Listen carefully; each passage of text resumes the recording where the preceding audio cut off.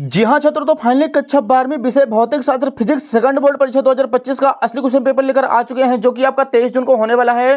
तो बच्चों, आपको बिल्कुल भी टेंशन नहीं लेना है। इसके पहले आपका अंग्रेजी का पेपर हुआ था, जैसा हमने अपने चैनल पर डाला था सेम टू सेम उसी प्रकार का आपके एग्जाम में आया था। तो बच्चों, आपका बिल्कुल भी टेंशन नहीं लेना है।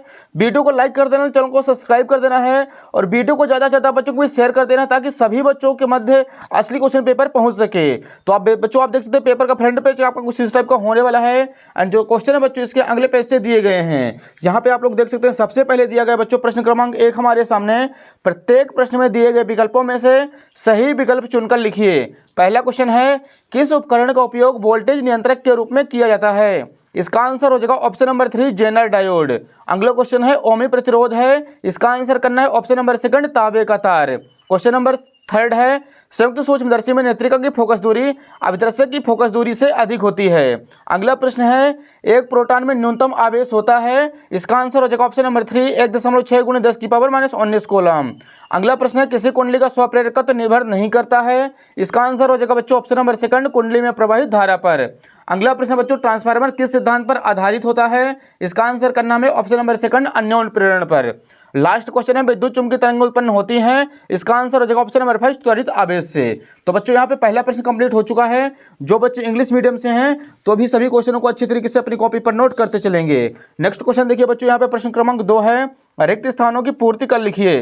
पहला क्वेश्चन है, सबसे अधिक आवृत्ति की विद्युत चुंबकीय तरंगें गामा किरणों की होती है। दूसरा प्रश्न है, धारावाही प्रणालिका वृत्ताकार लूप की भांति व्यवहार करती है। तीसरा प्रश्न है, मीटर सेतु व्हीटस्टोन सेतु के सिद्धांत पर आधारित है। चौथा प्रश्न है, जल के अंदर वायु का बुलबुला अपसारी यानी अवतल लेंस की भांति व्यवहार करता है। पांचवा प्रश्न है, नंद गेट का बूलियन व्यंजक y=a.v का वार है। छठवां क्वेश्चन है, आकाश का नीला दिखाई देने का कारण प्रकाश का प्रकीर्णन है। अगला 7वां क्वेश्चन है, विद्युत परिपथ में वोल्ट मीटर को सदैव समांतर क्रम में जोड़ते हैं। तो बच्चों, यहाँ पे प्रश्न क्रमांक 2 भी अपना कंप्लीट हो चुका है एंड इसका भी आप लोग फटाफट स्क्रीनशॉट ले लीजिए। अगला क्वेश्चन देखिए बच्चों, यहाँ पे प्रश्न क्रमांक 3 है, खंड आ और खंड ब के साथ मिलाकर सही जोड़ी बनाइए। फर्स्ट दिया गया नंबर 1 खंड आ, दूसरे साइड नंबर व खंड व। फर्स्ट क्वेश्चन है, संयुक्त सूक्ष्मदर्शी की आवर्धन क्षमता। इसका आंसर हो जाएगा option number D -VO/UO × 1 +D/FE। दूसरा प्रश्न है, ब्रूस्टर का नियम। इसका आंसर करना है प्रकाश का ध्रुवण। तीसरा है, अपरक्त किरणें। इसका आंसर हो जाएगा हर्शेल। चौथा है, इलेक्ट्रॉन वोल्ट। इसका आंसर हो जाएगा ऊर्जा का मात्रक है। पांचवा है, डायनेमो। इसका आंसर करना है विद्युत चुम्बकीय प्रेरण। छठवां है, अमीटर। इसका आंसर हो जाएगा धारा मापने का यंत्र है। लास्ट है 7वां विद्युत समर्थ। इसका आंसर करना बच्चों VI। तो बच्चों, यहाँ पे प्रश्न क्रमांक 3 भी अपना कंप्लीट हो चुका है एंड सभी प्रश्नों के आंसर आप लोग यहाँ पे स्क्रीन में देख सकते हैं। अगले क्वेश्चन के लिए मूव करते हैं नेक्स्ट पेज पर। यहाँ पे हमारे सामने प्रश्न क्रमांक 4 है, प्रत्येक कथन का एक वाक्य में उत्तर लिखिए। पहला प्रश्न है, लेंस की फोकस दूरी लेंस की क्षमता पर किस प्रकार निर्भर करती है? इसका आंसर हो जाएगा व्युत्क्रम होता है, P = 1/f है।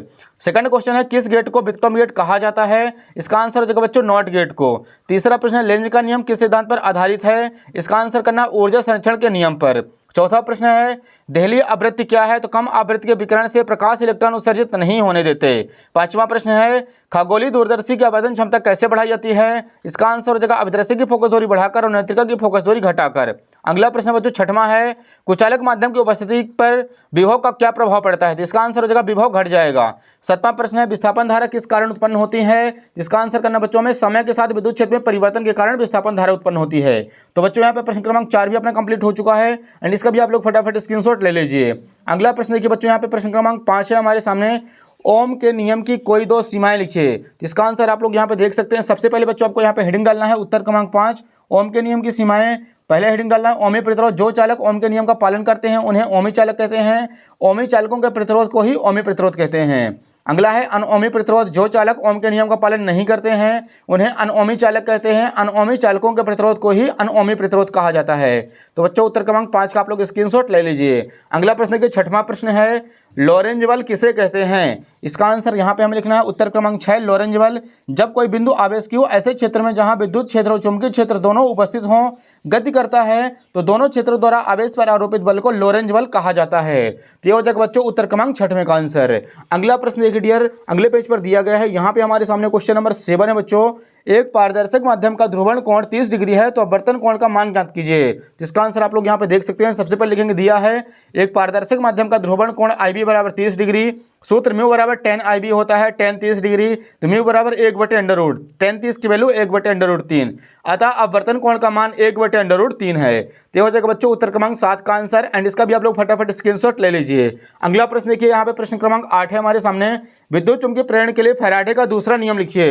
ये लीजिए बच्चों, फैराडे का दूसरा नियम, प्रेरित विद्युत वाहक बल का मान चुंबकीय फ्लक्स में परिवर्तन के दर के अनुपाती होता है, सूत्र के रूप में एप्सिलॉन बराबर -d∅v/dt। ये हो जाएगा उत्तर क्रमांक 8 है। अगला प्रश्न देखिए, प्रश्न क्रमांक 9 है। सिद्ध कीजिए कि विद्युत क्षेत्र के किसी समांतर पृष्ठ से गुजरने वाला संपूर्ण विद्युत फ्लक्स का मान शून्य होता है। तो लीजिए बच्चों 9वें का आंसर। सबसे पहले आपको यहाँ पर चित्र बना लेना है। दो हो जाएंगे वृत्तीय पृष्ठ S1 S2 और एक हो जाएगा वक्र पृष्ठ S3। इससे गुजरने वाला विद्युत फ्लक्स निकालेंगे तो यहाँ पे लास्ट में निकल के आएगा बच्चों φ = φ1 + φ2 + φ3, तीनों को प्लस कर देंगे। यहाँ पे राइट आंसर आ जाएगा 0। बेलन के अंदर कोई आवेश नहीं है, अतः विद्युत क्षेत्र के किसी समांतर पृष्ठ से गुजरने वाला विद्युत फ्लक्स का मान शून्य होता है। अगला प्रश्न देखिए बच्चों, अगले पेज पर दिया गया है। यहाँ पे हमारे सामने क्वेश्चन नंबर 10 है। खतरे का संकेत यानी सिग्नल जो है लाल रंग का होता है, क्यों? तो इसका आंसर यहाँ पे लिखेंगे बच्चों, खतरे का सिग्नल लाल रंग का होता है। लाल रंग के प्रकाश का तरंगदैर्घ्य अधिक होता है, जिससे रेले के नियमानुसार वायुमंडल के अणुओं द्वारा लाल रंग के प्रकाश का प्रकीर्णन बहुत कम होता है, अतः लाल रंग के सिग्नल को दूर से देखा जा सकता है। तो हो जाएगा बच्चों उत्तर क्रमांक 10 का आंसर। एंड इसका आप लोग फटाफट स्क्रीनशॉट ले लीजिए। अगला प्रश्न देखिए, घेरा है। घेरा का आपको अथवा कर लेना है। द्रव्य तरंगों के कोई दो गुण लिखिए। तो यहाँ पे लिखना हमें द्रव्य तरंगों के कोई दो गुण निम्न है। पहला हो जाएगा द्रव्य तरंगे प्रत्येक गतिशील गण से संबद्ध होती हैं। दूसरा हो जाएगा द्रव्य तरंगे विद्युत चुम्बकीय तरंगे नहीं होती हैं। अगला प्रश्न देखिए बच्चों, प्रश्न क्रमांक 12 का आपको अथवा कर लेना है। एन प्रकार और पी प्रकार के अर्धचालक में अंतर लिखिए कोई दो। तो यहाँ पे आप लोग देख सकते हैं, एक साइड हेडिंग डाला है एन प्रकार अर्धचालक, दूसरे साइड पी प्रकार अर्धचालक। पहला पॉइंट लिखना हमें, इसमें बहुसंख्यक आवेशवाहक इलेक्ट्रॉन होते हैं, इसमें बहुसंख्यक आवेशवाहक होल होते हैं, इसमें अल्पसंख्यक आवेशवाहक होल होते हैं, इसमें अल्पसंख्यक आवेशवाहक इलेक्ट्रॉन होते हैं। तो हो जाएगा बच्चों उत्तर क्रमांक 12 का आंसर। अगला प्रश्न देखिए, प्रश्न क्रमांक 13 है। इसका भी आपको अथवा कर लेना है। किसी सेल के विद्युत वाहक बल विभवांतर आंतरिक प्रतिरोध में संबंध स्थापित कीजिए। तो लीजिए बच्चों उत्तर क्रमांक 13 का आंसर। सबसे पहले आपको चित्र बना लेना है। यहाँ पे विद्युत वाहक बल एप्सिलॉन और इसके साथ आंतरिक प्रतिरोध स्मॉल r जोड़ना है और बाह्य प्रतिरोध कैपिटल R संयोजित कर देना है। तो यहाँ पे निकल के आएगा I = εr + r, I = v/r से कंपेयर कराएंगे तो यहाँ पे निकल के आएगा बच्चों स्मॉल r = r × εv-1। अतः किसी सेल के विद्युत वाहक बल विभवांतर और आंतरिक प्रतिरोध में यही आवेश संबंध है। अगला प्रश्न देखिए डियर, अगले पेज पर दिया गया है। यहाँ पे हमारे सामने क्वेश्चन नंबर 14 है बच्चों। विद्युत परिपथ की सहायता से विभव मापी के सिद्धांत को समझाइए। तो बच्चों आप लोग यहाँ पे देख सकते हैं, सबसे पहले विभव मापी की डेफिनेशन लिखनी है। विभव मापी एक ऐसा उपकरण है जिसका उपयोग समानता दो सेलों के विद्युत वाहक बलों की तुलना करने या परिपथ के किन्हीं दो बिंदुओं के बीच विभवांतर मापने में किया जाता है। इसका सिद्धांत बच्चों आप लोग देख सकते हैं, इसका आप लोग स्क्रीनशॉट ले लीजिए अच्छे से। नेक्स्ट क्वेश्चन 15 है। सरल सूक्ष्मदर्शी एवं खगोलीय दूरदर्शी में अंतर लिखिए कोई तीन। तो इसका आंसर बच्चों आप लोग यहाँ पे देखिए, सबसे पहले हेडिंग डालना है उत्तर क्रमांक 15। एक साइड सरल सूक्ष्मदर्शी, दूसरी साइड खगोलीय दूरदर्शी। फर्स्ट लिखना हमें, इसमें एक उत्तल लेंस होता है का प्रयोग किया जाता है, इसमें दो उत्तल लेंसों का प्रयोग किया जाता है। इसमें लेंस की फोकस दूरी बहुत कम होती है, इसमें अवदर्शक लेंस की फोकस दूरी ज़्यादा तथा नेत्रिका लेंस की फोकस दूरी कम होती है। इसमें आंख को लेंस के बहुत पास रखना चाहिए, इसमें आंख को नेत्रिका लेंस के पास रखना चाहिए। तो ये हो जाएगा बच्चों उत्तर क्रमांक 15 का आंसर। एंड इसका आप लोग फटाफट स्क्रीनशॉट ले लीजिए। अगला क्वेश्चन देखिए बच्चों, अगले पेज पर दिया गया है। यहाँ पे हमारे सामने क्वेश्चन नंबर 16 बच्चों। अपचारी ट्रांसफार्मर में वोल्टेज 11000 वोल्ट से 440 वोल्ट में परिवर्तित होता है। यदि प्राथमिक कुंडली में फेरों की संख्या 8000 है तो द्वितीय कुंडली में फेरों की संख्या ज्ञात कीजिए। तो यहाँ पे लिखेंगे बच्चों, सबसे पहले दिया है NP = 8000, VP = 4000, NS हमें फाइंड करना, VS = 440। सूत्र NP/NS = VP/VS। यहाँ पे वैल्यू रख देना बच्चों, एक दूसरे से काटेंगे तो यहाँ पे NS बराबर आ जाएगा हमारे सामने राइट आंसर 320 फेरे। तो हो जाएगा उत्तर क्रमांक 16 का आंसर, जो कि न्यूमेरिकल क्वेश्चन था। नेक्स्ट देखिए बच्चों, क्वेश्चन नंबर 17 है। 17 का आपको अथवा कर लेना है। पीएन संधि डायोड क्या है? डायोड का अग्र अभिनेत्र के रूप में किस प्रकार उपयोग किया जाता है, समझाइए। प्रश्न 18 है। संधारित्र किसे कहते हैं? समांतर प्लेन संधारित्र की धारिता के लिए व्यंजक प्राप्त कीजिए। आप लोग इसका अथवा कर लीजिए, एकदम आसान है। वैद्युत ध्रुव किसे कहते हैं? वैद्युत ध्रुव के निरक्षीय स्थिति में विद्युत क्षेत्र की तीव्रता के लिए व्यंजक प्राप्त कीजिए। लास्ट क्वेश्चन देखिए बच्चों, 19 नंबर हमारे सामने दिया गया है। एसी जनित्र किसे कहते हैं? प्रत्यावर्ती धारा जनित्र का रेखाचित्र बनाकर कार्यविधि का वर्णन कीजिए। एकदम आसान है, एकदम सिंपल है। अगला लास्ट क्वेश्चन देखिए, जो कि मोस्ट इंपॉर्टेंट आपके एग्जाम में हर एक बार छप चुका है। एलसीआर परिपथ का वर्णन निम्नलिखित बिंदुओं के आधार पर कीजिए। पहला है विद्युत परिपथ, दूसरा हो जाएगा फेजर आरेख, तीसरा हो जाएगा परिणामी वोल्टेज, चौथा हो जाएगा प्रतिबाधा और पांचवा हो जाएगा कलांतर। तो बच्चों उम्मीद है कि आपको वीडियो पसंद आई होगी। वीडियो पसंद आई, वीडियो को लाइक कीजिए, चैनल को सब्सक्राइब कर लीजिए।